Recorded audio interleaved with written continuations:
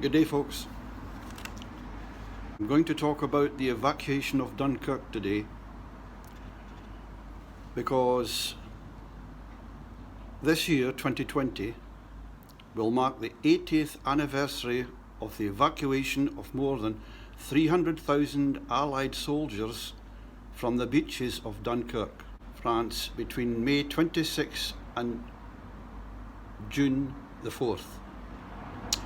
British, French, Canadian and Belgian troops had been forced back to Dunkirk by the advancing German army.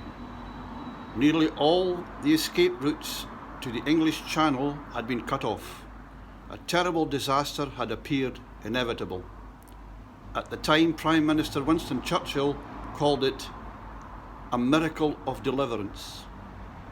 On 12 May 1940, Adolf Hitler ordered the invasion of France. By 14th May 1940, German tanks had crossed the Meuse and had opened up a gap in the Allied front. 6 days later, they reached the English Channel. The British, French and Belgian governments had seriously underestimated the strength of the German forces. As a result, the British Expeditionary Force, the BEF, as well as French, Canadian and Belgian troops, found themselves fighting against overwhelming odds.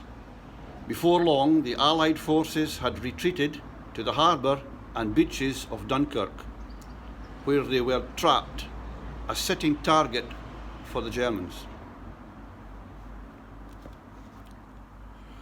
In an effort to at least evacuate some of the troops just before 1900 hours, on the 26th May, Winston Churchill ordered the start of Operation Dynamo. This plan took its name from the Dynamo room, which provided electricity in the naval headquarters below Dover Castle, where Vice Admiral Bertram Ramsay had planned the operation. However, in one of the most widely debated and potentially pivotal decisions of the war, Adolf Hitler ordered his generals to halt for 3 days, giving the Allies time to organise the evacuation. In the end, despite heavy fire from German fighter and bomber planes on the beaches, no full-scale German attack was launched, and over 330,000 Allied troops were eventually rescued.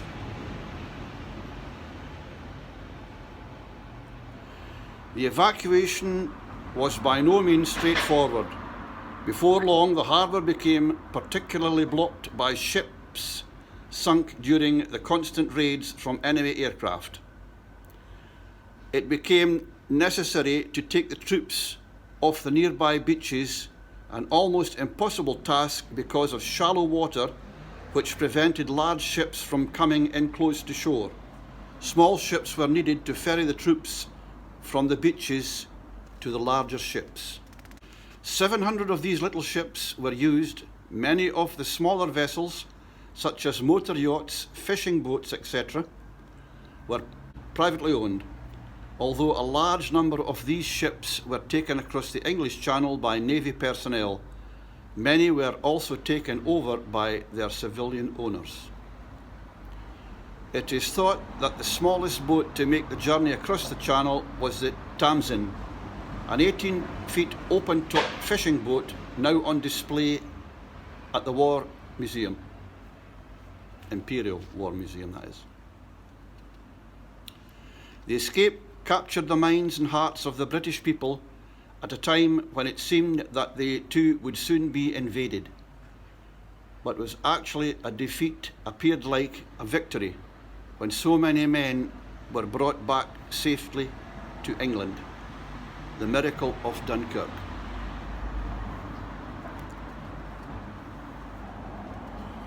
Between 27th May and 4th June 1940, nearly 700 ships brought over 338,000 soldiers back to Britain, including more than 100,000 soldiers from the French army. All heavy equipment was abandoned and left in France. including over 2,000 pieces of artillery and 85,000 motor vehicles.